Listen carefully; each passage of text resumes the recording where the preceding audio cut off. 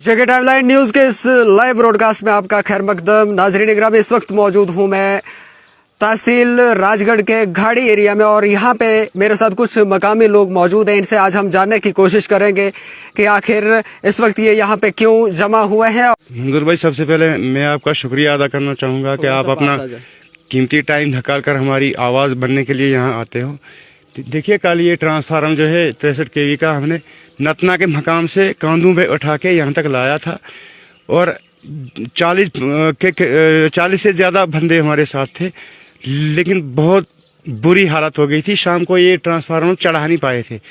अभी हम इसको चढ़ाने के लिए यहाँ आए थे तो आपने भी तशरीफ रखी। तो देखिए, हम ये ट्रांसफार्मर के लिए 63 kV का हमारे पास इससे पहले छोटा ट्रांसफार्मर था, जिससे में काफ़ी मुश्किलों का सामना करना पड़ रहा था। तो आज हम इस 63 kV के ट्रांसफार्मर को यहाँ लगने के लिए अपने ऑनरेबल MLA जनाब अर्जुन सिंह राजू जी का शुक्रिया अदा करते हैं कि जिन्होंने हमें ये प्रोवाइड किया और हमें इस मुश्किलात से बाहर लाया। हम इसके लिए बहुत बहुत मशकूर हैं अपने MLA साहब के। और एक पुरजोर अपील करेंगे कि हमारा जो ये 12 साल से करोल कुंडी किमेत रोड जो न मालूम क्यों पेंडिंग पड़ा हुआ है, लगभग 14 साल से ये पेंडिंग पड़ा हुआ है 3 किलोमीटर रोड। हमारी ये गाड़ी और कमेत के लोगों की ये पुरजोर अपील रहेगी कि इस रोड का जो है जल्दी कुछ न कुछ प्रोसेस करके इस रोड को पाए तकमील तक पहुंचाया जाए। तो एक बार मैं फिर इस ट्रांसफार्मर के लगने पर अर्जुन सिंह राजू जी अपने ऑनरेबल MLA जी का मैं शुक्रिया अदा करना चाहूँगा कि जिन्होंने हमें ये। मंजूर भाई, मैं सबसे पहले आपका शुक्रिया अदा करना चाहता हूँ और साथ में आपके चैनल का भी, जिन्होंने इतना अपना कीमती टाइम निकाल के हमारी इन मजबूरियों को सुनने के लिए यहाँ इतने दूर दराज इलाके में आए पैदल चल के। और आज हम सबसे सरकार से हमारी यही अपील रहेगी कि हमने जो कल मुसीबत देखी है, यानी करीब 2.5 किलोमीटर का एरिया हमारा रोड से इस ट्रांसफार्मर को उठा के लाया। 40 से 45 आदमी करीब थे हम लोग। लेकिन मैं सबसे शाबाशी देता हूँ इन नौजवानों की, जिन्होंने इतनी हिम्मत रखी। नहीं तो आज के टाइम में कोई 4 किलो वज़न उठा के भी ले जाने के लिए हिम्मत नहीं रखता है। लेकिन फिर भी ये हमारे गांव के लोग हैं जिन्होंने इतना तावन दिया, जिन्होंने इतनी हिम्मत दिखाई कि अपने कंधों पे उठा के इतने दूर से इस ट्रांसफार्मर को लाया। मैं सबसे पहले तो अपनी जनता का शुक्रिया अदा करूंगा कि जिन्होंने इतनी मुसीबत में इतने मुश्किल से ये काम को अंजाम दिया। दूसरा रहा सवाल कि ये जो हमें तोहफा दिया है, तो इसके लिए भी हम सरकार की बहुत बड़ा शुक्रिया अदा करता हूँ, खास करके MLA राजू साहब का।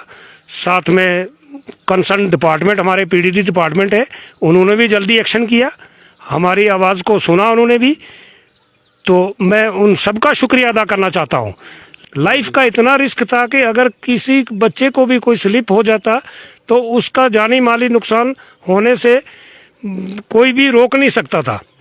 लेकिन ये तो मैं दाद देता हूँ इन नौजवानों की, जिन्होंने कि अपनी हिम्मत का एक बहुत बड़ा मुजाहरा पेश किया। तो लिहाजा सरकार से मेरी मतलब यही अपील है कि आज के दौर में मैं नहीं समझता हूँ कि सरकार के पास किसी चीज़ की कमी है। आखिर इस रोड का क्या इशू है, ये आम जनता को इसके बारे में थोड़ा सा बताने की कोशिश करें। नहीं तो ये जनता अगर इतना काम कर सकती है तो ये 3 किलोमीटर का रोड भी शायद बना सकती है अपने बलबूते पर, मैं इतना समझता हूँ। लेकिन अगर सरकार ये बोल दे कि हमारे पास इसके लिए बजट नहीं है, इसके लिए कोई ऐसा इशू हो रखा है, रोड का एक्चुअल स्टेटस क्या है इस वक्त? मैं वही बोलना चाह रहा था कि इसका एक्चुअली स्टेटस पब्लिक को बताया जाए कि ये रोड बनना है या नहीं बनना है। आखिरी अपील हमारी एक ही मुद्दा है, घाड़ी पंचायत का, पूरे आवाम जनता का एक ही मुद्दा है कि ये 3 किलोमीटर हमें जल्द अज जल्द सैंक्शन होना चाहिए। आप देख रहे हैं कि इस ट्रांसफार्मर पे अभी भी पूरा मटेरियल इसके पास नहीं है। ये आप देख सकते हैं कि इसकी एक केबल है ही नहीं, अभी 2 ही केबल पे ये चल रहा है। तो हाँ, लिंक ऊपर है ही नहीं। तो मैं डिपार्टमेंट से, कंसर्न डिपार्टमेंट से, पीडीडी डिपार्टमेंट से ही रिक्वेस्ट करूंगा कि इसका जो भी सामान पेंडिंग है वो जल्द अज जल्द प्रोवाइड कराने की कोशिश करें, ताकि ये कम से कम भी इसकी लाइफ बनी रहे, 2, 4, 10 साल या 20 साल तक ये जिंदा रहेगा, हम लोग भी बचेंगे, कोई मरने से बचेगा, कोई इससे मतलब कोई ऐसा वैसा खतरा नहीं होगा। तो मैं डिपार्टमेंट से खास करके ये अपील करूंगा और ऊपर सरकार भी डिपार्टमेंट को, कंसर्न डिपार्टमेंट को ये आदेश प्रोवाइड करें कि इनको जो भी प्रॉब्लम है और इसको जल्दी से जल्दी ठीक कराने की कोशिश करें। आपका हम बहुत बहुत शुक्रिया अदा करते हैं, जो कि अपना टाइम निकाल के हमारे पास आप पहुँचे। तो सर, जिन्होंने भी ये ट्रांसफार्मर हमको इशू किया, उनका हम शुक्रिया अदा करते हैं सर। तो बाकी जो भी मटेरियल है सर, इसका अभी 2 फेसों की इनकी वायरें नहीं है सर। जो अर्थ वाली एक केबल है तो उसको मतलब वो शॉर्ट हो गई है, वो सड़ गई है, तो वो भी दी जाएगी सर। तो इसलिए हम सर आपका शुक्रिया अदा करते हैं और डिपार्टमेंट का भी शुक्रिया अदा करते हैं। मंजूर साहब, आपका बहुत बहुत शुक्रिया। हम इस वक्त गाड़ी पंचायत में, सेंटर पंचायत में खड़े हुए हैं।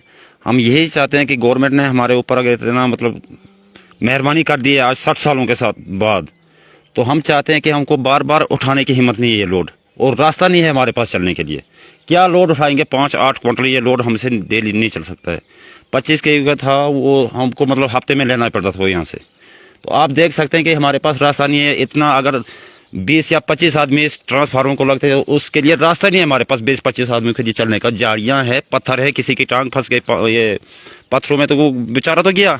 तो इसलिए हम गवर्नमेंट से यही अपील करेंगे कि जो इसमें अभी पेंडिंग सामान है, गवर्नमेंट का बहुत बहुत शुक्रिया, डिपार्टमेंट का भी शुक्रिया, एमएलए साहब का भी बहुत बहुत शुक्रिया। तो इतने सालों के बाद हमारी याद आ गई कि गाड़ी पंचायत में ट्रांसफार्मर लगना है, तो बहुत बहुत शुक्रिया उनका। तो जिसमें हम यही चाहते हैं कि जो सामान अभी इसका पेंडिंग में है वो इसका बराबर किया जाए।